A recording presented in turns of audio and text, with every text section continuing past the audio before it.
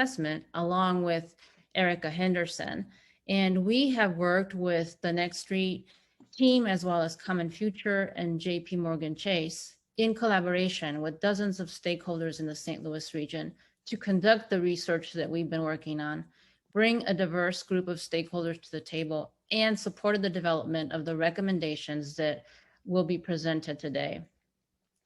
Today's objectives are on a lot of different levels, but some of them include sharing the findings and the recommendations from the assessment that was done of the small business landscape in St. Louis, recognize and appreciate the work of our local advisory council, also discuss how you can be involved in supporting the recommendations, and capture insights on how we can begin to build a formidable St. Louis small business ecosystem coalition.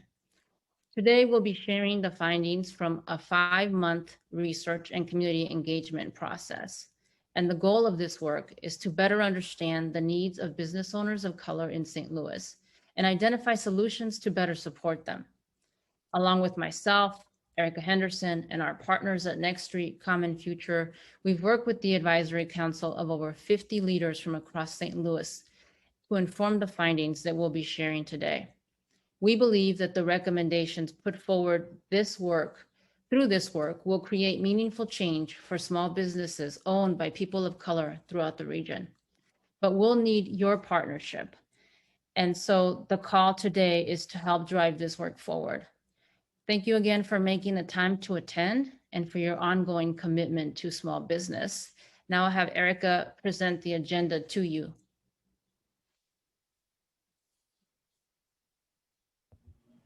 Good afternoon, everyone.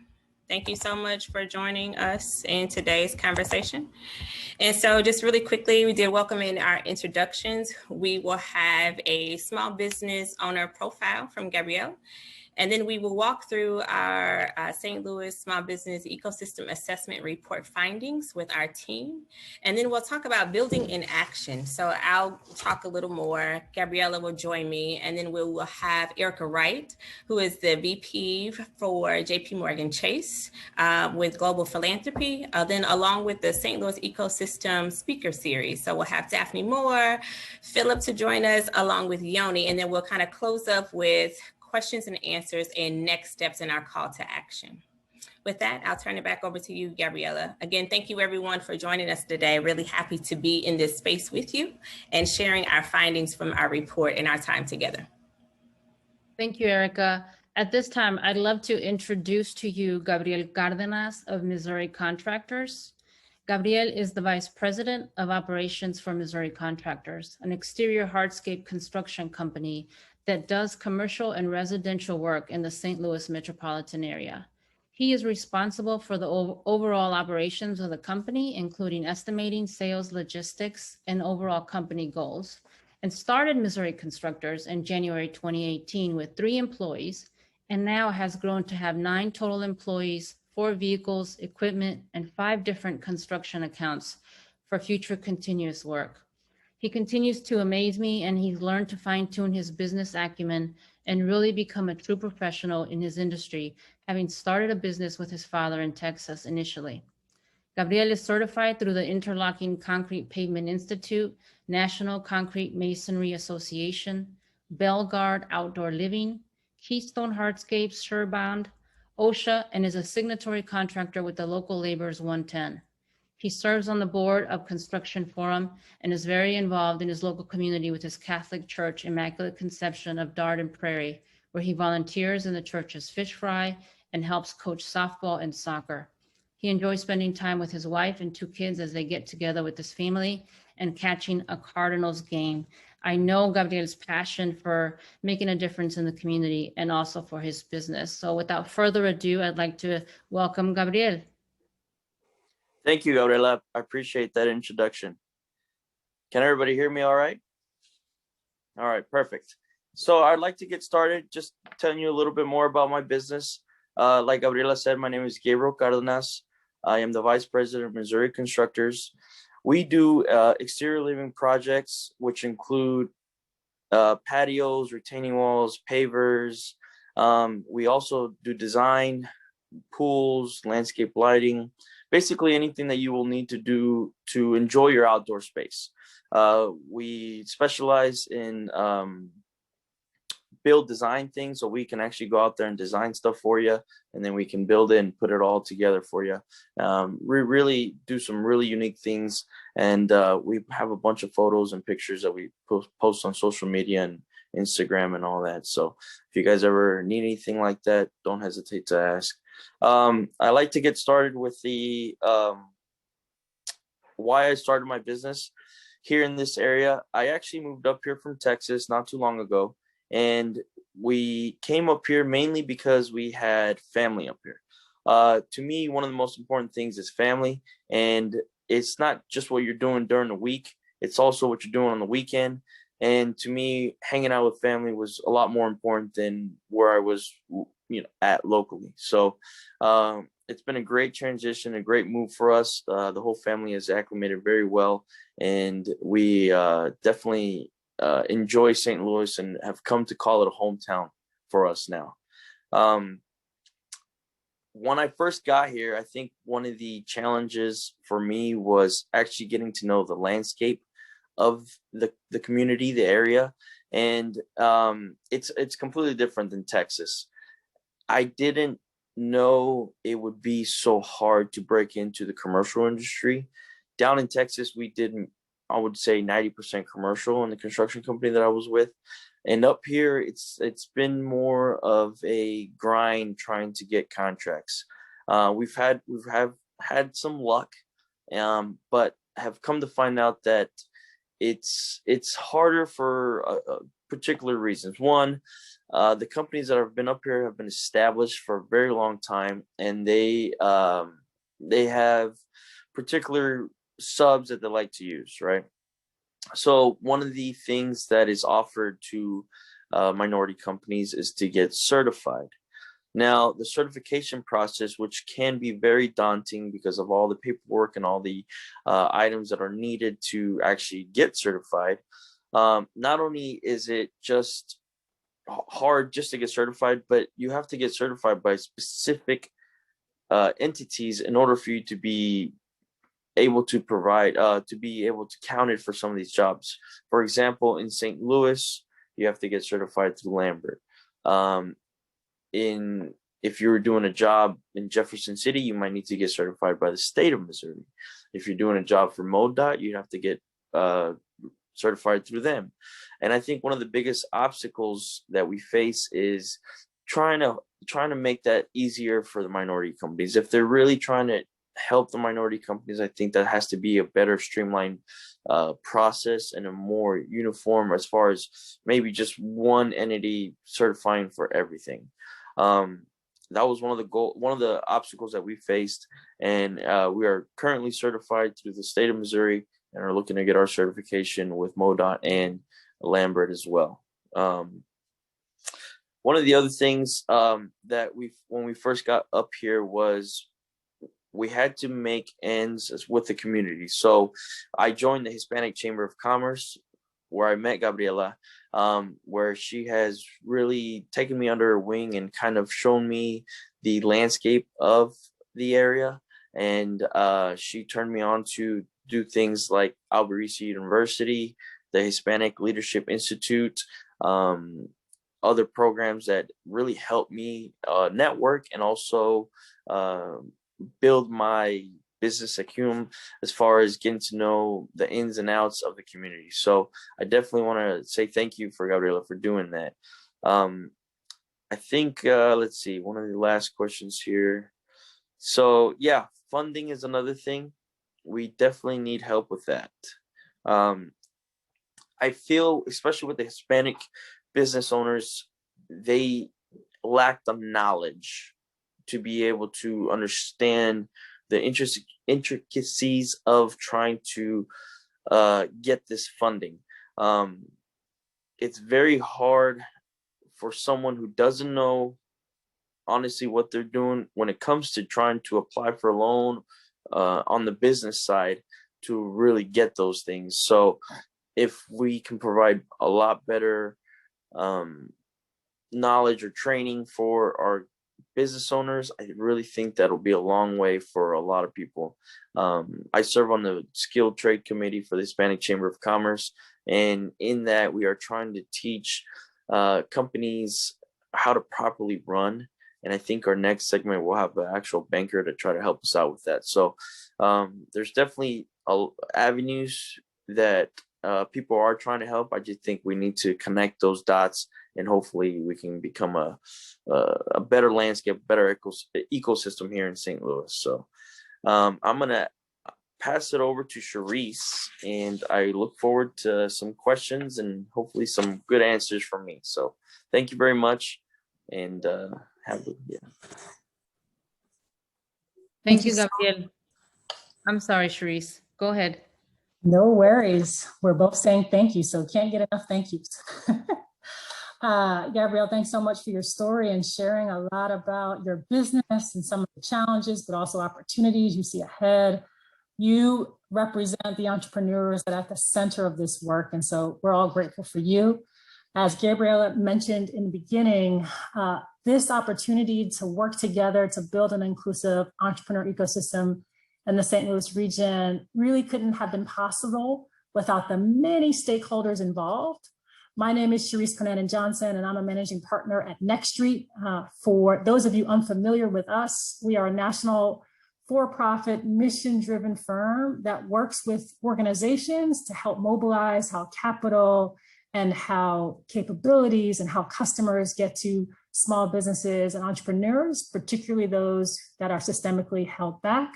We were fortunate to work with our esteemed partner on this research effort, Common Future, and they are rebuilding, the future leaders so that everyone has the opportunity to succeed. And many of them are on the call today, and thank you all.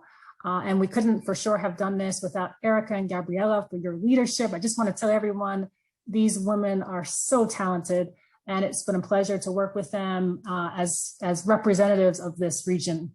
And finally, JPMorgan and their investments couldn't have been done without you. As you see, the 50 stakeholders that are mentioned here that made up our advisory committee, many of the names I see on the call today, and it is through your feedback, your insights, your pushing, your prodding that allowed us to get to ultimately where we're going to go moving forward as we get into the solutions. And it's that constellation, representatives from government, from philanthropy, from small businesses themselves, from the CDFI, from the banking industry, that created this unique set of insights that we were able to work with over these last 5 months. And so you might be asking yourself, how did you do what you did? And so I'm going to tell you the approach that we took. I'll move us forward here one slide. We really took a 4-part approach to the research that culminated in a report that you all now have access to. We first looked at the state of play of small businesses, and that state of play, we understood what's happening both from the quantitative side, on the qualitative side, lots of interviews, focus groups. We then looked at the small business landscape. Who are the small business support organizations? What are they doing? How are they serving or not meeting the needs because there might be some gaps in the ecosystem? Or how can we accentuate the assets that they had? We also looked at the capital supply landscape. You heard from Gabrielle that capital was a big concern and challenge to obtain, and that's not common or uncommon in many regions of the country. And we saw a lot of those findings here in the St. Louis area as well, both on the debt side and on the equity side. And then finally, we took all of that information and uncovered some of the gaps, looked at some of the assets, and then put forth the solutions to develop with the input and again, the prodding and questioning and massaging of that advisory committee. And so it's with that backdrop of the approach that I want to share a little bit about some of those findings. I want to encourage you, if you have questions on anything that I've said or that I will say, please drop those in the chat and we will try to answer them at the end, but want to make sure that you get your questions answered. One of the main pieces here, findings that we found in the St. Louis area, is that there are a lot of small businesses here. There are 68,000 small businesses with under 50 employees. And that's really important because you see that stat to the right too, that employer businesses are mainly small. 94% of employer businesses are small businesses. And that's really important because small businesses do drive the local economy. We also know that there are 190,000 sole proprietors or businesses that don't have employees. They might be a single person working and they might hire contractors, but that makes up our sole proprietors. And that's the bulk of small businesses in the region. And again, that's similar to what we're seeing around the country. And that you can see on the bottom right-hand side, small businesses really employ 24% of the labor workforce. And so critical to the economy, and it's Small Business Week. So you should feel good about that here as we are really trying to celebrate what we see. But as we move forward here, we also know that there are some disparities when it comes to ownership and revenue and employees that sit within small businesess. What you're seeing here is a breakdown of those same numbers that I talked you through, those 68,000 small businesses with 50, less than 50 employees, as well as the 190,000 sole proprietors, broken down by race. The dark blue represents the non-employer businesses. The light gray represents the employer businesses. White-owned businesses have the majority of employer businesses, followed by all of the various races here. What you can see also is that across all of the races represented here, there have been some growth in employer firms.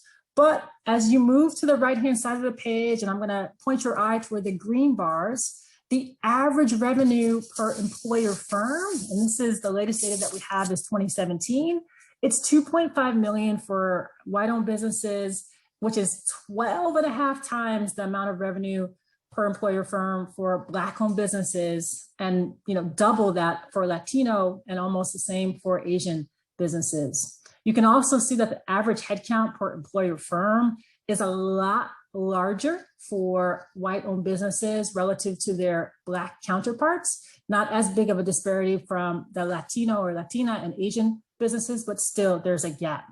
What we also see is that there's a gap on the gender side, with our male-owned businesses having more employees working for them relative to our female businesses, and to the right, some of the same types of data that we see too. Our male-owned businesses are almost 4 times the revenue for the employer businesses as their female counterparts.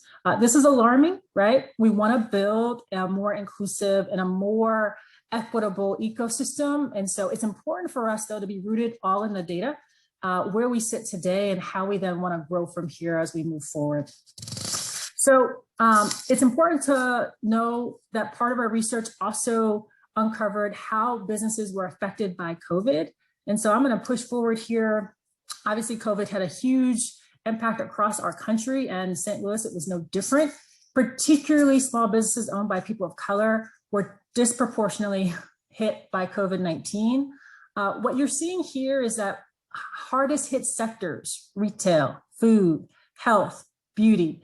You can see in the representation of those sectors, Black-owned businesses made up 39%, Latino businesses 26%, and Asian-owned businesses 52%. And so that's alarming because that means that more of those businesses either lost revenue or perhaps even closed. And so it's important, again, to understand this state of play for COVID and what we want to do also moving forward to focus therein. The other part of the analysis that we looked at is the capital, right? This huge yellow dot represents a historic gap in small business capital in the St. Louis region. And this is really on the debt and equity side. So when Black and Latino and Latina businesses seek capital, there's a 13 billion gap in the amount that is supplied versus the amount that they demand. And so we want to work toward filling that demand by having more capital products that meet those needs. And we'll talk a little bit about that when we get into the solutions. But this number is alarming, and we want to, again, all be rooted in that data. What we also know from our analysis And I'm going to orient you to the left-hand side of the page first, is that capital is disproportionately distributed in the St. Louis region. I'm drawing your attention to that red dot or red circle in the middle. And what this chart is represents small business bank loans under $100,000 in 2017. The really dark green in this chart represents more than 100 loans done in a particular area. And as you look at the more white spaces in the chart, that is less than 25 loans in a particular area. And as you can see, bank lending for small businesses is concentrated in downtown, and that you have the larger gaps, meaning non-bank lending, in areas such as North City, which is predominantly where Black residents live. As I orient you then to the right-hand side of the page, what this is aggregate CDFI business lending in that same year of 2017. And similarly, where you see the really, really dark red shading, that represents loans above $50,000. And then as you have the gradient pink and lighter to the white and gray, that's less loans that are really lent by CDFIs. What this tells us is that, one, CDFIs are lending in the same areas that banks are lending, which is alarming, meaning that there's more gaps in some of the other areas. And what it also tells us is that there's just not as much CDFI lending going on. And we know from our analysis that St. Louis doesn't have as many small business focused CDFIs as we might see in some of the other areas. And so with this, hopefully you just got a taste of some of the research and findings. You know, we want to draw your attention obviously to the full report that has many of the other findings, but these highlights give you a snapshot and some initial intel as that state of play and where we've uncovered some of the gaps and opportunities. And I'm going to turn it over to my esteemed, research partner, Tracy Lewis, founder of Lewis and Associates and part of the Common Future team, to walk you through some of the solutions based on the findings that we uncovered. Hello, everyone. Thank you, Cherise. I really just want to piggyback what she said, and that this is a taste of the findings. There's still an opportunity and a lot of work that needs to be done. And we're, planning to continue that work in partnership with you all. So kind of moving us from the doom and gloom that we already all know about, we want to talk about what solutions that through our community engagement process were identified. So I represent the Common Future side of our research team in partnership with my firm, Lewis and Associates, through Community Allies. I led the community engagement work in St. Louis. So again, there's a lot of folks that I recognize that I'm happy to see are continuing on in this process. A little bit more about Common Future is Common Future is a national nonprofit organization based out of Oakland, California, that works with a network of leaders to rebuild an economy that includes everyone. Their initiatives shift capital, uplift local leaders, and advise the development of equitable economies. As a part of our community engagement process, our team worked together with the working group and advisory council members to uplift these 3 strategies that are listed here for St. Louis small business owners. So moving forward, our first step is ecosystem building. And ecosystem building starts with developing coordinated networks of business service and capital providers to promote improved outcomes and policies favorable for people of color-owned businesses. So pre-COVID, this would be the moment if we were in our places of worship where we would lean in and touch our neighbor and say, how can we work together? Essentially, ecosystem building creates a space for region-wide collaboration, for ecosystem-wide coordination and accountability. Essentially, we would work to establish and sustain a formal coalition of ecosystem stakeholders to coordinate ecosystem-wide initiative and create a collective policy agenda. In addition to creating a broader coalition of ecosystem building solution also focuses on an anchor collaborative. And an anchor collaborative is an opportunity to create a collective of anchor institutions with a shared commitment to purchasing for small businesses owned by people of color, and matchmaking programs to connect anchors with small businesses owned by people of color. So how can we connect and coordinate with each other, but through our connections, how can we leverage those opportunities to create more profitability and sustainability for small businesses at scale? So moving forward, our next solution is holistic service delivery. And holistic service delivery has three components which hone in on how business owners are accessing, navigating, and maximizing the services offered within the St. Louis ecosystem.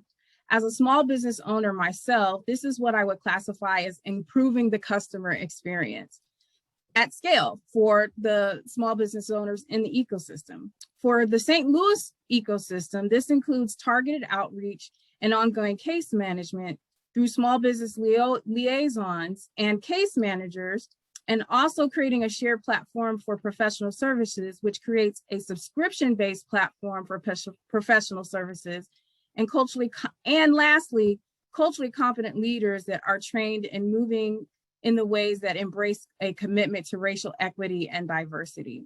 So essentially, how can we create a more high-touch, personable, customizable experience for small business owners that need to access service delivery? So I think about the story that Gabriel told us in terms of how, going through the procurement process, if he had, more partners like Gabriela at the Hispanic Chamber, if we could create more services and more opportunities for that, that would be an example of holistic service delivery.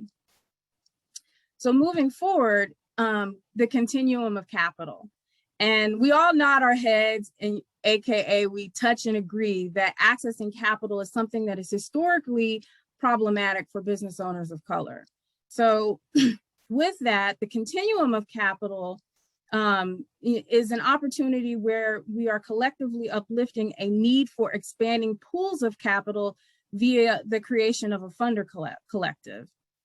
In addition to that, we're marrying technical assistance with credit building services to establish another means of wraparound support. And lastly, forming an emergency and resiliency fund that extends beyond short-term recovery. So we had options like that through COVID, through the PP loans, EIDL loans, and things of that nature. But this emergency recovery and resiliency fund focuses on a longer term of recovery for businesses, which can be facilitated through local intermediaries and community finance institutions. And lastly, we want to bolster up friends and family capital by creating a one-time grant or equity opportunity for BIPOC businesses in the startup phase. So with that, we want to draw your attention, of course, to the report. This is a very high-level review of some of the solutions that have been collectively decided through our working group and advisory council members. But there's also opportunities. How can we expand and grow these initiatives? And so with that, I'm going to turn it back over to my esteemed colleagues, Erica Henderson and Gabriela Ramirez Arellano, to talk more about what the next phase of work looks like for the St. Louis ecosystem. Thank you so much, Tracy. Again, thank you everyone so much for being here and just being a part of this process. Just as I think about the ecosystem, the process in itself, we understand that the failure to address these inequities in the St. Louis community for Black and Brown businesses has cost our region billions of dollars. Cherise just shared is $13 billion that have not been realized for our region. And we have the opportunity to ensure that the city and the county and all of the residents here can reach their full potential by building a more inclusive and equitable ecosystem that allows businesses to be put in position to be successful. So business owners that are Black and Brown can build a more profitable business that generates wealth for themselves, their families, community, and the region at large. But it requires that we commit to making the necessary and critical business investment in those communities. So if for most of you all that are here have heard me talk about the intentionality of prioritization, That is what fits right here. But then also one of the necessary and critical business investments that we must take is the investment in building out an ecosystem infrastructure that coordinates the networks and the business services and I'll say the equitable capital providers to promote improved outcomes and policies that are favorable to our Black and Brown owned small businesses. From experience, just recognizing that it's important that we think through the strategy for neighborhood businesses, which are the fabric of our communities. And typically those are owned by people of color.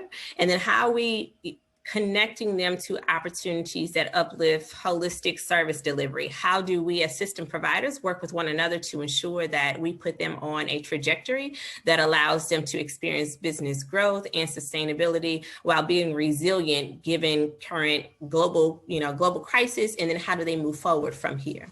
But that includes culturally competent efforts in meeting business owners where they are and addressing their individual needs. And that also includes just a continuum of capital. So we recognize that capital is king, and without it, businesses will not be successful. And we do not want to put them in positions where the funds the interest rate of those funds put them in a bad position as well.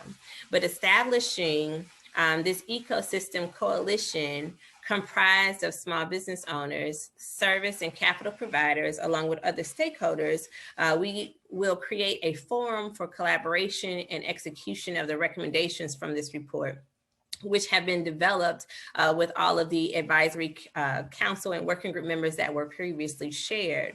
But this allows us to improve on some of the initiatives that are currently underway, and then build on those to provide the proper infrastructure that's necessary. The coalition will help to support the work of the service and capital providers as they will be responsible for assisting with collective fundraising, training and improvement initiatives, collaboration, and information sharing. Gabriela, anything you want to add to that? Yes, thank you, Erica. I want to also remind people that I know we're sharing a lot of information and throwing out a lot of figures and stats at you. We will have this recording available. The report is available for you to review as well. We want to hear your questions or your comments in the chat if you have any. And then we'll also be doing a survey asking you how and where you think that you and your organization are interested in getting involved going forward. And honestly, one of the most popular insights that came from this work is that collaboration in St. Louis is no one's job. Not that we don't do it, it's just not necessarily something one person owns. And depending on the person, they do it in a different way. An ecosystem coalition is one of our goals, and that it be driven as a set of small businesses and organizations who have the support and trust of the small business community, which will be instrumental in propelling our region forward and the work that we're doing forward. And so over the next 12 months, our ecosystem building work will consist of working on identifying these ecosystem champions who are individual leaders and or organizations designated by the entrepreneurial ecosystem that will guide the coalition through advocating, fundraising, and organizing around the key ecosystem priorities and initiatives, and to activate the ecosystem solutions. The ecosystem will be a central coalition body that will be made up of champions and ecosystem stakeholders, capital and service providers, philanthropies, anchor institutions, government, as well as business owners, and will be tasked with driving and overseeing the development and implementation of our strategies and impact measurements. Other opportunities to engage will be through working groups of 10 to 15 entrepreneurial ecosystem stakeholders supporting the work to implement the ecosystem solutions that will be organized by priority and by focus. So do we want to focus on industry, subject matter, geography? Where do we want to get started? Lastly, we also want to establish collaboration tools that enable information sharing among providers and with the small business owners. We have a clear path ahead, but defining that path will require a variety of supporters and your support specifically. On that accord, it gives me great pleasure to introduce to you Erica Wright, who is the Vice President, global philanthropy at JPMorgan Chase who has been one of our most strong supporters here in the St. Louis region. Erica? Thank you, Gabriela. And I am just so excited to see such a strong group of stakeholders interested in the work that's happening here. And on behalf of JPMorgan Chase, I want to start with just echoing my appreciation to Erica and Gabriela for their efforts in convening this group, for informing this report. I want to extend a huge thank you to Next Street and to Common Future for bringing your expertise and support of the data analysis, but also the process. And a special thanks to the Advisory Council and to the working group for giving a lot of time, energy, and thought partnership in a time that has been incredibly challenging, where there's not a lot of that to give. So just huge thanks to this group for being here along the way. At JPMorgan Chase, we recognize that small businesses are key economic drivers, and we see this globally. In the US, the SBA found that small businesses are responsible for 64% of net new jobs over the last 2 decades. So we see inside that statistic that they're critical to a growing economy. When we think about job creation, we should be thinking about small businesses. They also happen to be the biggest wealth drivers for communities of color. And so, as we know, Black and brown businesses continue to be both excluded from participating in economies as they grow, and the greatest impacted when there are downturns. And we need to change that, right? As evidenced by the data we saw during the pandemic. It's why JPMorgan Chase is focusing squarely on investing in strengthening small business ecosystems and all of the components that are included inside. So you've heard the access to capital, the access to markets, ensuring strong CSOs and support for small businesses. We hope that the data in the report and the highlighted action steps build on existing efforts and momentum. There are a lot of assets already in St. Louis. There are strong partners and great opportunity. We hope that this work inspires additional and continued collaboration and also increased investment, because what we saw in terms of that demand is that we're missing out on not better investing in Black and brown businesses. So thank you again to this group for elevating what needs to happen moving forward. And we really just look forward to being partners in that work. We're ready to roll up our sleeves with you. I'll turn it back to Erica and Gabriela.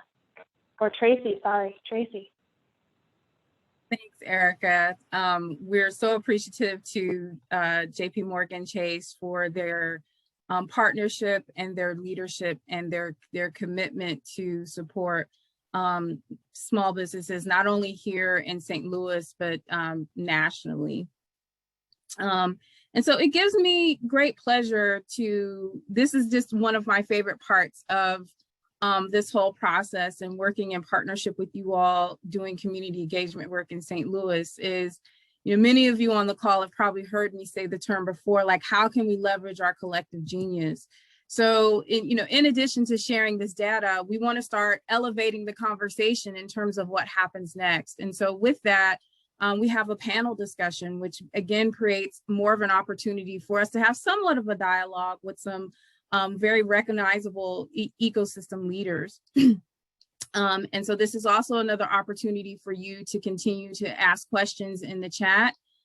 We are moving a little bit ahead of time, so I'm kind of rambling on to eat up some time. But I'm happy about that, because that gives us more of an opportunity to engage in dialogue with each other, which is so essential in this process. So it's my time to introduce our speakers today. And our conversation is going to be facilitated by our project leads. And so our first speaker is Daphne Moore. Daphne Moore is the Chief Opportunity Zone Officer at the St. Louis Development Corporation. Daphne is an associate fellow in the Urban Governance for New Cities, a global nonprofit focused on the well-being of cities. She is a former city manager of East St. Louis. As city manager, more work to reduce the city's budget deficit, restructure day-to-day operations, bring credibility to the city, complete 3 audits. They reduced contracts and secured 5 opportunity zones to encourage long-term investment. Daphne has done a lot, so we're happy to have her as one of our speakers today. Next, I'd like to introduce Philip Sangokoa, and I'm so sorry if I slaughtered your last name. Yeah, I charge it to my head, not my heart. But Philip is a specialty finance relationship manager at U.S. Bank CDC AVP. He is the son of 2 Nigerian immigrants. Philip is a racial equity champion, strategy consultant, and banker with 10 years of experience in the small business lending, economic development, and entrepreneurship support. His professional entrepreneurial experience includes supporting community development finance institutions, small businesses, real estate developers, affordable housing entities, and other community development organizations nationwide. In support of small business and entrepreneurship ecosystem, Philip and his wife, Chevelle, co-founded the Business Resource Association for Networking and Development brand of St. Louis Foundation, and a social enterprise, the brand of St. Louis. Lastly, but certainly not least, I'd like to also introduce Yoni Blumberg, who is the Director of Community Wealth Building at WePower. He has spent the last 9 years working at the intersection of business and social impact, primarily in roles aimed at asset building in the US and using technology to expand access to credit to the growing middle class in Kenya and Tanzania, the Philippines, and India. Wow, he's worldwide, y'all. In January 2020, he joined WePower full-time to lead the inaugural Elevator Accelerator, which supported 10 Black and Latinx entrepreneurs and more than tripling their average monthly sales and raising nearly $500,000 and counting in grants, loans, and equity investments. He is now working on developing and launching a first of its kind investment fund focused on catalyzing community wealth building. So with these esteemed, established, profound experts, I'd like to kick it back over to Gabriela and Erica to facilitate our discussion today. Thank you so much, Tracy. Tracy, you should do my bio next and call me out because you got everybody together. So thank you, Tracy, for that. I also want to just thank Erica Wright again for her support throughout this entire process and the investment of JPMorgan Chase to date. So hey, y'all, hey, I'm gonna say it like that. It's really good to talk to you all in this moment. You all individually show up to the work with a authentic presence and commitment to ensuring that equitable access to resources for businesses of color that we all touch regionally. So really want to publicly thank you for your work and your commitment, because without you and your part, we would not get to where we need to be. It takes us all doing our individual pieces in order for us to achieve true transformation and success. So thank you. So I do have a couple of questions. They are broken down into our 3 categories of ecosystem building, holistic services, and continuum of capital. If you know me, you know I'm gonna do the ladies first, right? So Daphne, Daphne, just a quick question to you. Share what your role or the role that your organization can play in encouraging collaboration as we think about the small business ecosystem. Sure. I think one of the main things that the St. Louis Development Corporation has recently done was actually launch the economic framework, which is a very long document, but it's aimed at collaboration, bringing organizations and businesses together. And one of the things that I have done in my Opportunity Zone role is to try to bring our community and our businesses more together. During COVID-19, because of my on-ground work, we were able to reach a lot of Black and brown businesses that probably would not have been reached. And I think that our role moving forward is to be intentional when we're in the room and holding people and our organizations accountable to make sure investment happens in Black and brown business, since we are the economic arm of the city. So that would be my main goal and the main focus of the economic development. We are actually creating positions that will be more on hand with the businesses in different regions of the city. So I'm hoping that that will create some on-hand touches with businesses that often are left out of getting loans and opportunities. Can I just build on that for a minute? What type of policies should be promoted within your organization as the city's economic development agency for promoting support to equitable small business development? Well, what I've been trying to do is lay a groundwork. I think during COVID-19, we actually saw like, man, you know, what the disparity really was. And I think one of the policies, again, is touching the people and touching the businesses. If you look at the landscape, particularly north, the businesses are more spread out. We know we have a large vacancy problem. So I think one of the policies is how can we infuse capital into those areas, and how do we redevelop them and build wealth around the businesses? We know that we need more money for facade improvements, infrastructure, for people to actually purchase their buildings. One of the things lacking on the north side is actually creating like a mini cortex, as I like to call it, some accelerators. So we've been working with North Star Community Development Partners to actually look at building out the infrastructure so that there's a space for Black and brown businesses without them leaving their neighborhood. So those would be some of the policy initiatives, and of course, bring some more money. So we need to have some policy that will actually create opportunities for a big financial pool for Black businesses and developers to create those opportunities for small businesses.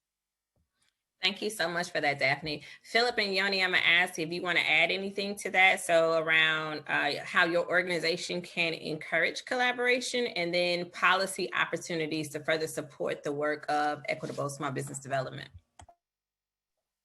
Sure, happy to do so. And thanks again for the time, and great to see those that we can definitely work towards collaboration. And, you know, for us at Brand of St. Louis, you know, we exist to accelerate racial equity in small businesses and entrepreneurship. So our goal in collaboration with our nonprofit Brand Foundation is that we envision a world where small business and entrepreneur success outcomes can't be predicted by race. And to do so, we take a dual approach that's entrepreneur-centered, to really focus on their needs and make sure we're building out solutions based on what their needs are, while also working with the entrepreneurship ecosystem to make sure it's more racially diverse, inclusive, and equitable in the distribution of those resources that support the startup. So we really feel that, you know, we've recently launched a Startup League rewards program that incentivizes entrepreneurs to really engage in the different ecosystem resources as a way to grow their business. And we give them points that convert to cash to really help with some of that emergency capital that they need during this time with COVID. So our goal is to really both support the entrepreneurs, but also get insights around their experiences in the ecosystem, for better or for worse, to better learn how do we make the ecosystem more collaborative and more inclusive to those entrepreneurs, specifically Black entrepreneurs. I'll build on that.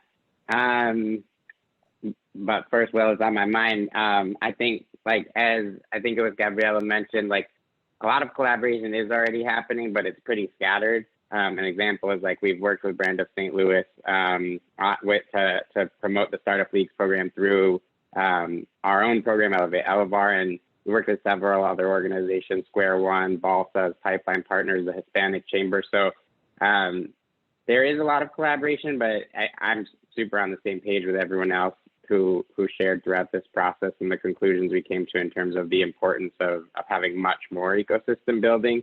There's a lot of ideas, or we have a lot of ideas for how we could do more of that. Some of which we've started to work on, others which are still kind of like in the backlog. One of those is a shared application system to save entrepreneurs time and improve wayfinding, increase inclusion across the ecosystem. That's something we started to prototype at the end of last year and plan to revisit this year. Other opportunity areas, better systems for referrals and information sharing. And then as it mentioned in the report, like a case management system, we think is also a good idea. So that's an area, but most foundational to this, so sort of like what our role is in collaboration, I think is showing up to and actively participating in spaces like the Small Business Working Group. The environment's so fragmented that it's really easy to end up doing similar work as someone else and getting caught in your own lane without ever talking to one another, despite the best intentions. So I think it takes conscious effort to break those silos, and spaces like this have really helped, and I hope will continue to really help, as well, making it someone's job. Making collaboration more clearly someone's job. On the policies front, I think there's 2 or 3 things. The first is like data.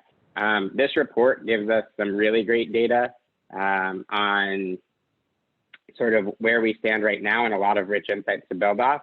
And we should have baseline data reported on an annual basis to track our progress as a region. So I'm thinking things like, at minimum, disaggregated lending data by race, ethnicity, and gender per institution. Right now, we're working with data that's years old and really high level. And so without clearer data that lets us detect disparities, and so I mean info on like loan size, rate, length, number of loans with institution specifics, then it's hard to really solve the problem. We're kind of just shooting into the dark based on anecdote.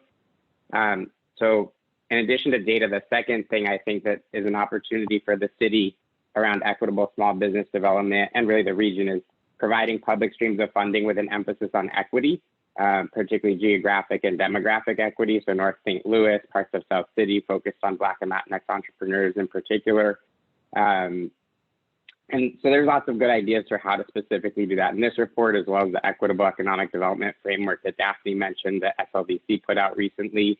One I'll just list quickly here is I would love to see matching funds for investments with a focus on entrepreneurs who the data show are most underinvested in so far. So Black and Latinx entrepreneurs, women.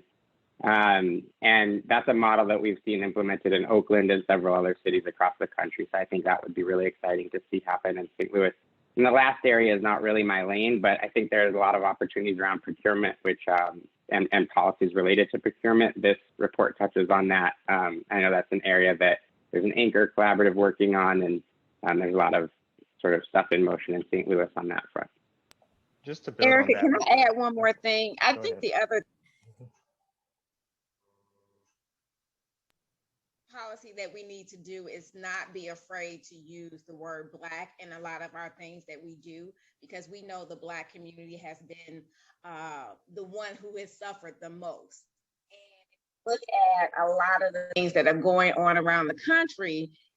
The word Black investment, it's okay to say that. We need to invest in the Black community, and we need real capital invested in the Black community, and it needs to be direct investment and not a pass through to other organizations.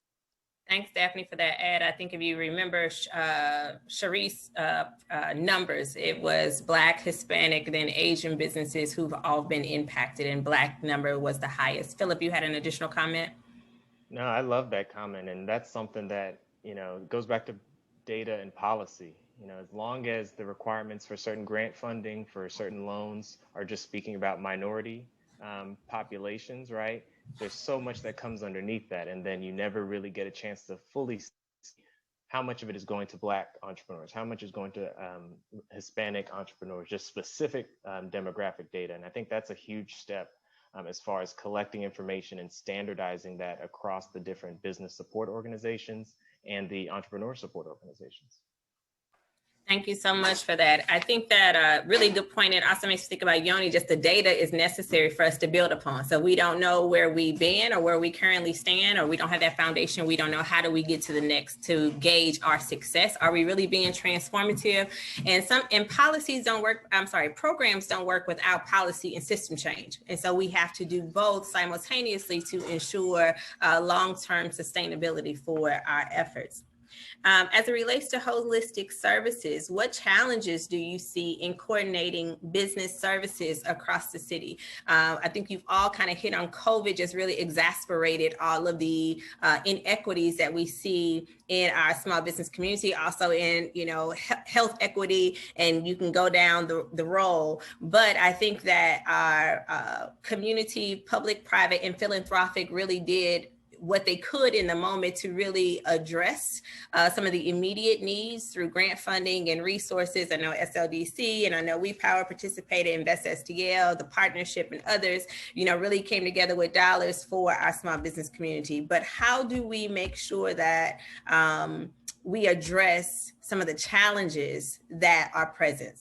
So what are the challenges that you see in coordinating business services across the city? I would say that one of the biggest things that I see right now is that, and I'm going back to North St. Louis, Dutchtown is another area that has this problem, but because one, Black businesses normally, they don't communicate with each other. So it's even harder when you're trying to create an ecosystem and build something that you really work to communicate with them in itself. I think that some egos need to be put aside when we're talking about how all of our programs work together. And everyone has an expertise. How do we make it where we're using each expertise, each area to benefit the community? So I think those are some of the things, but you're really going to have to rebuild North St. Louis to actually make businesses work because of some of the vacancy and the disinvestment in our communities. We're really going to have to be intentional in investing in certain areas and certain corridors of the city in order to make sure that everything works holistically together. We won't get there without it. Intentional investment north. Yoni, Philip, you want to add anything to that, or any other thoughts around the challenges? Yeah, I think it's essentially what I touched on before is the fragmentation is what stands out to me as the biggest challenge. I mean, I agree with everything Daphne just said also, but like when I think about it, the word that comes to mind first is fragmentation. There's not a well-developed referral system or systems for information sharing. I think there's kind of a lack of a clear continuum of who serves who. Even for the ESOs, let alone for entrepreneurs, it can be challenging to figure out which program you're the right fit for. And I'm really not convinced it makes sense for all of us to be doing more or less separate recruiting and outreach. I know it's a little bit complicated, our different services, some are year round, some start at certain times of year. So it's not simple, but I think that we could collaborate a lot more on that front too. Thanks, Philip. I'm gonna let you jump in there. I just have to say, as system providers, it's our role in community to make it easy to do business here in St. Louis. So we should do the hard work of figuring out the barriers and removing those so that there's ease of access to resources, TA, and the whole gamut of things that we can do together to ensure resiliency amongst our business community. Philip?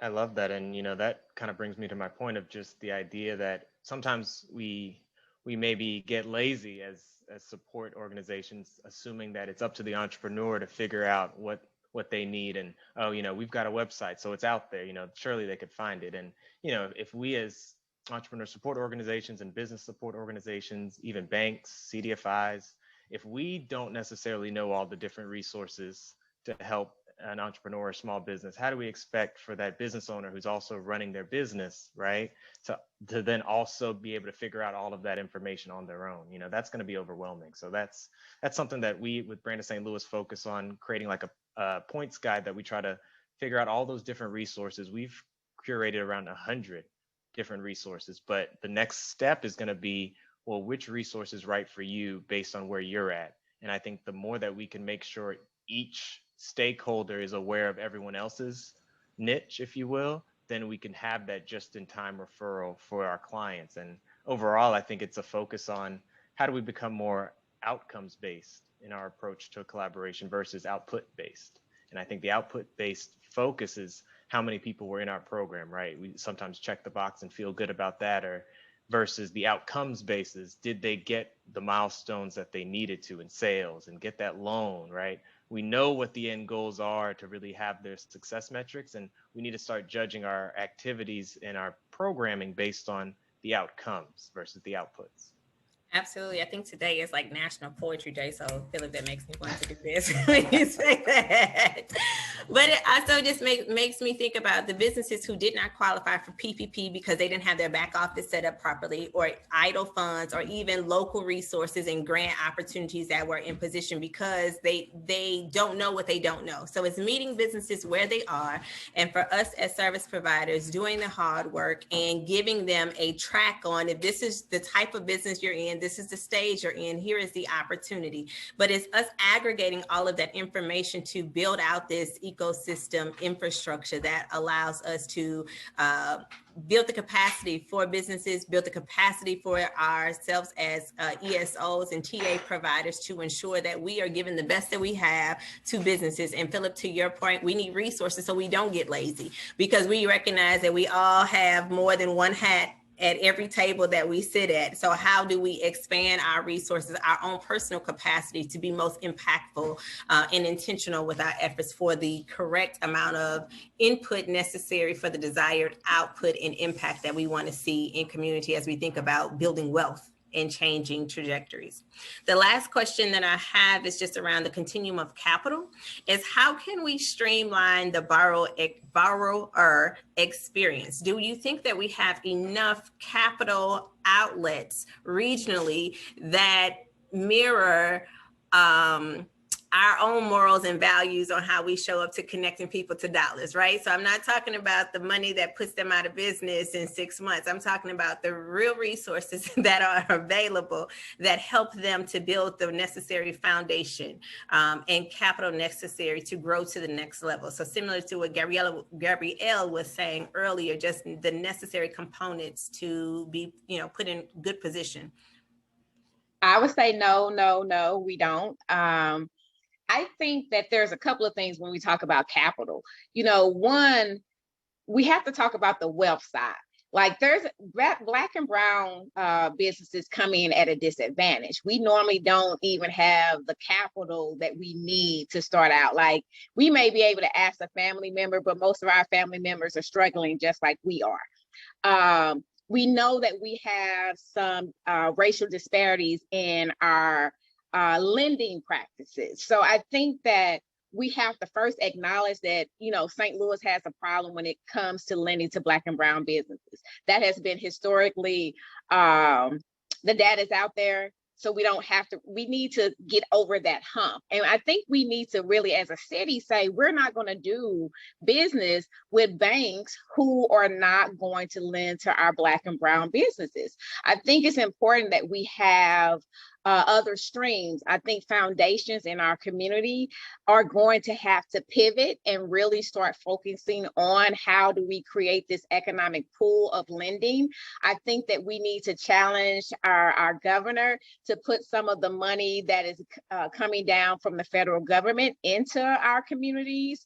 And we need to employ that. I know our mayor has a great advisory council, that a lot of that money needs to be focused on putting money to invest into our communities, where it helps small businesses with their infrastructure, placemaking, real estate development. I think there's a lot of things in order for us to long-term build up our businesses that we have to go through an infrastructure build to make sure that they continue to be strong long term, and that we also have capital in the resources that we're providing too, because I think sometimes we only think about the money side. I think there's both the capital and the human resource that we need to build up. Thanks, Daphne, Yoni, and Philip. I feel like that all of us are bobbleheads like this, right? What would you add to that? Like, how can we streamline the borrower's experience? So if we identify some of the capital that Daphne is mentioning, how do we streamline it? I think it's really this, I feel like I'm beating a dead horse, but I think shared like systems for applying and wayfinding would go a really long way. I know there's interest or openness to this on the CDFI side. There's CDFI coalition. Philip and I have both been engaged to like the advisors or give feedback on. And there's some discussions underway about what at least some kind of information sharing, streamlining on that front looks like. But I mean, what I want if I step into the shoes of an entrepreneur is I go to a single place for capital and I put in my information. It tells me where I can get capital and what the terms are, or at least what the next steps are. Like make it simple for me, because I work in this space full time and I'm still learning about, oh, the partnership has this loan program. Oh, this other thing has this loan program. Like, I'm not sure if there are more municipalities or loan programs in St. Louis, but way too many of them are small or not values aligned, or like it's so fragmented that it needs to be more streamlined. And I think it needs to also be designed. I think we're going to need a lot of stuff designed from the ground up. Like, it's not, I liked how you asked the question, Erica, because it's not just a question of streamlining what exists. Like, straight up, a lot of the stuff that exists isn't serving the needs, which is the report does a good job of highlighting. Like, there's not sort of a replacement for friends and family capital. Credit scores and collateral requirements are big barriers. And so like We Power and Brand of St. Louis are both working on filling that, but at pretty small scale. And we need like the need is so much bigger than either of us are going to be able to meet. Like We Power's working on loans up to $15,000 with no interest and revenue-based investments up to $200,000. But I mean, we have like thousands of entrepreneurs. I mean, I think the report said 30,000 Black entrepreneurs, like the vast majority of whom are sole proprietors. Like, those are businesses that probably need capital, maybe not all of them, but certainly many of them. So yes, streamlining, but also like we need to be building some new sources of capital. Yeah, I agree. And, you know, just to build off of what's been shared, one, I can't restate enough that you have to review what's currently being allocated to which organizations, which programs across the state when it comes to small business support and entrepreneurship, and then reassess, you know, what's the effectiveness, what's the impact? Can this be done in a more collaborative way where maybe some of those resources are being distributed more intentionally versus being lumped into one big organization and hope that they are boiling the ocean, right? So I think there's one approach to that, but also how do we intentionally collaboratively go for new funding as a cohesive group?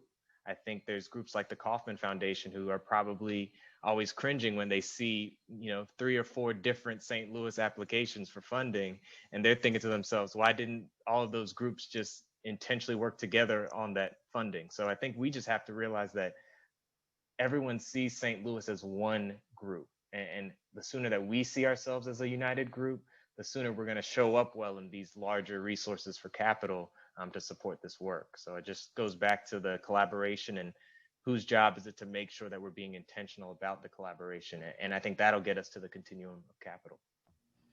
Thank you so much. And so just in hearing you say that, just another shout out to Erica for seeing a need to kind of aggregate all of the ecosystem partners in the region to say, many of you probably have been pulling on her just to say, like, here's something, a table that we all can come together, work towards the same end goal and not be duplicative in our efforts, but be substantive, and then identify where the gaps and challenges are to meet our regional need. Because of time, we need to transition, but I would ask just in closing remarks, what would you say to your colleagues, regional partners who are listening in today, whether it is to ESOs, is it to small businesses, to CDFI Coalition, CRA Association, government partners, anyone regionally? I would ask the question of what is the greatest need for our small businesses, not for our individual organization, but for the people that we serve? What is the piece that you want them to take away from today's conversation, in addition to the report? I would say for me is that the small businesses want to be heard, that they want to be included at the table. I think a lot of times there are people who are high up planning for people that they don't touch. And I think that they want to be heard and be at the table, and it's get in your community and actually walk the business. Like I walk the streets of my community and find out, well, what really do you need? I may be thinking one thing, but it may not be the most important need that they need at this time. So I think that's the most important thing to me. Thanks, Steph. Philip or Yoni? Yeah, I would say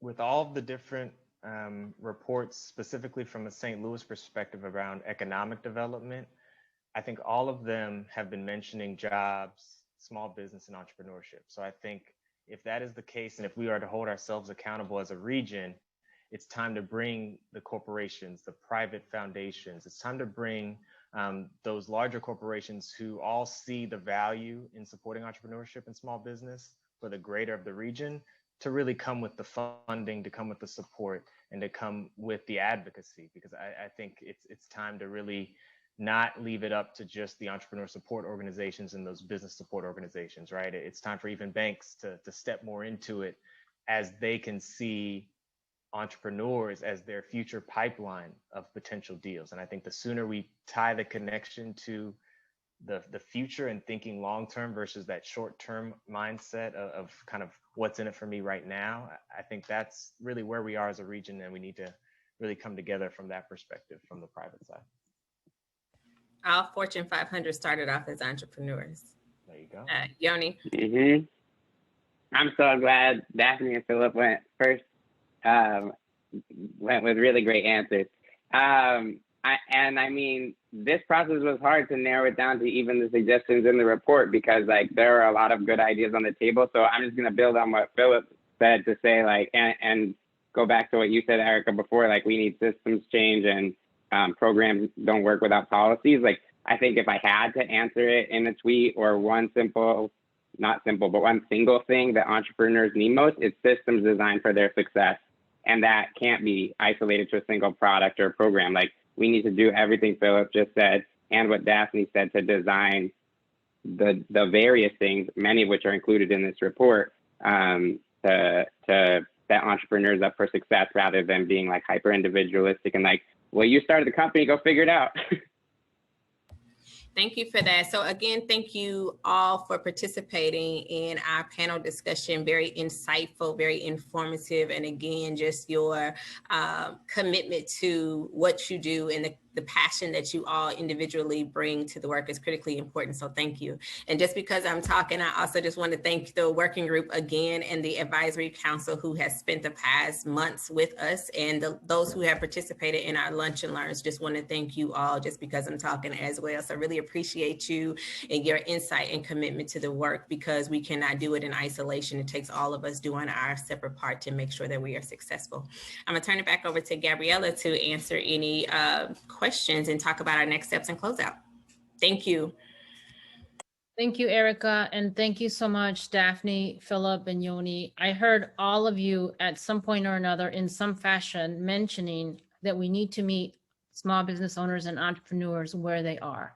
And I think that that is a key piece of not just the research and the findings, but things we already know intrinsically, and we just need to do a better job of doing that and collaborating, so that if I don't have the capacity at my organization, that I can purposefully hand it off to Philip or Daphne or someone else that can do the work, right? Sometimes we're so caught up in the ownership of someone's success that we don't let them go to someone that can actually help them in a better way. And I mean, being at the Hispanic Chamber of Commerce, that also had to do with language and culture, right? So how does it make more sense for you to hand off an entrepreneur or a small business owner to another organization? So those are just some of the things that we hope that this collective work will do. We're wrapping up our presentation today, but we're definitely just beginning the conversation. I had a lot of questions in the chat about next steps and about how people can get involved. We are going to put a survey in the chat if it hasn't already been inserted, to really try to get an understanding from all of you that are here with us today of your excitement and or your willingness to participate in the future of what this ecosystem building will look like, as well as where you see that you can plug in. So we are developing what will come next and setting up the framework to do that. But we wanted to first present the information that we found, the conversations that we've had, and then bring insight from Gabriela as a small business owner that's showing us, you know, some of the real and actual struggles that he's going through, as well as the panel discussion with Daphne, Yoni, and Philip. At this point, we would like to open it up for questions that you can submit via the chat. Katie, are we letting people unmute or no? We certainly can if you'd like to. Okay. People just have to raise their hand or just put into the Q&A that you'd like to ask a question, and I can unmute you. Perfect. So if anybody has any questions, raise your hand and Katie can unmute you, or definitely put it in the chat. Like I said, this is just the beginning of the conversation. Now that we've shared the report with you and you're able to examine and see and make sure you look up the report. We're going to be sending the presentation. We're going to be sending the slides from today, and we'll also share with you the recording in case you wanted to follow up and review it later to see where exactly you can plug in, or maybe you have some solutions for some of the work that we're doing. We'd love for you to get involved. So I don't know if there's any questions, Katie. I can't really see. Yep, we do have Monica Campbell. Who you are muted, but if you unmute yourself, you should be able to ask your question, Monica.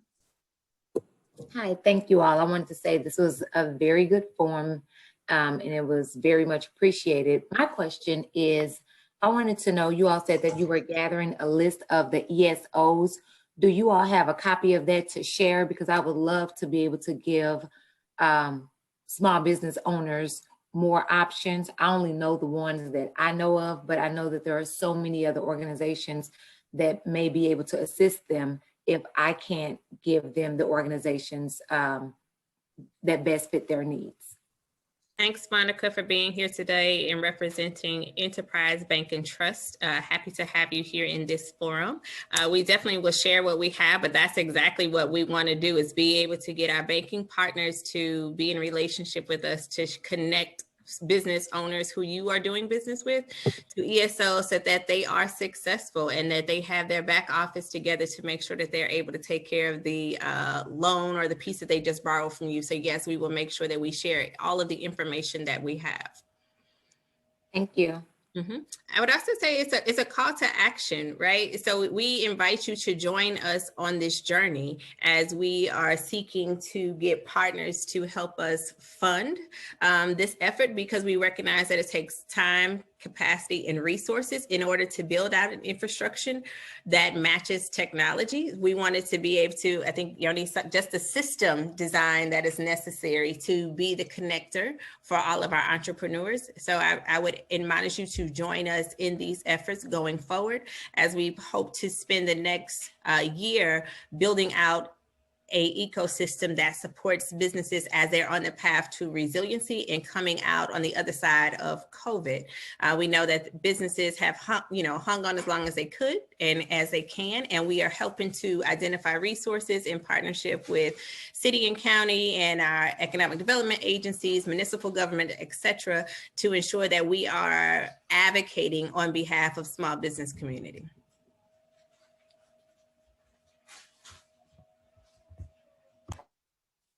Perfect. Thank you. Any other questions? And actually, Yoni, you want to just respond? Oh, it looks like respond. I'll just do it via chat. Okay.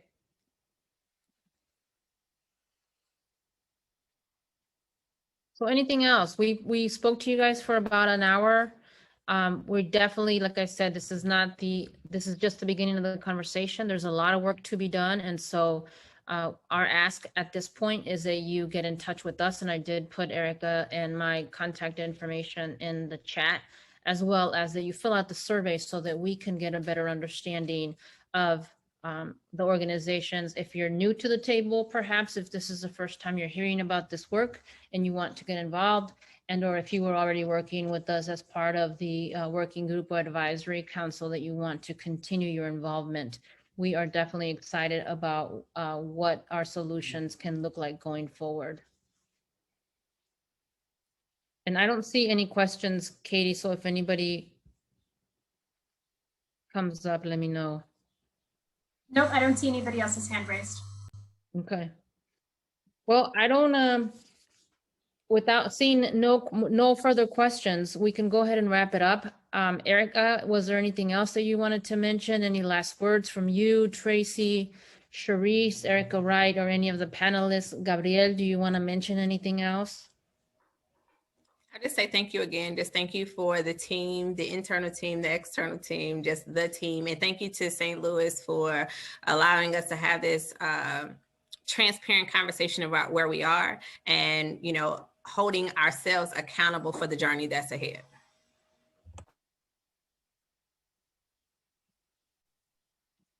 I just want to spend, oh, I'm sorry. I just wanted to put one last plug out there for folks to participate by, you know, the first step in participating, right? Because we always talk about, well, really, what's next? I don't want to wait. I want to plug in now.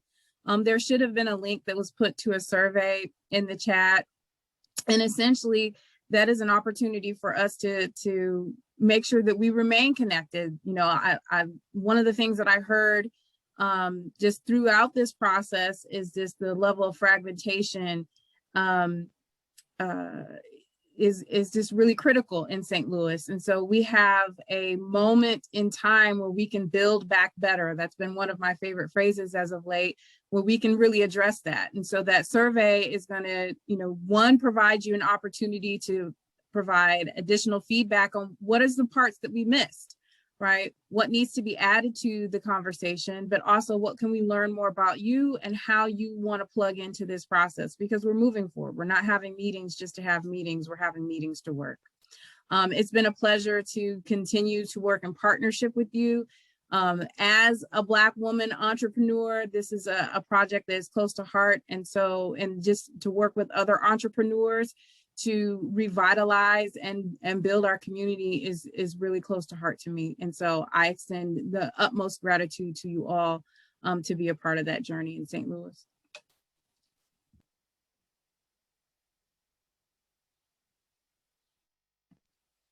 All right, everybody, thank you so much for being with us. Again, you're going to be hearing from the continued work. We want to hear from you about your commitment to be involved and to be a part of this work with us.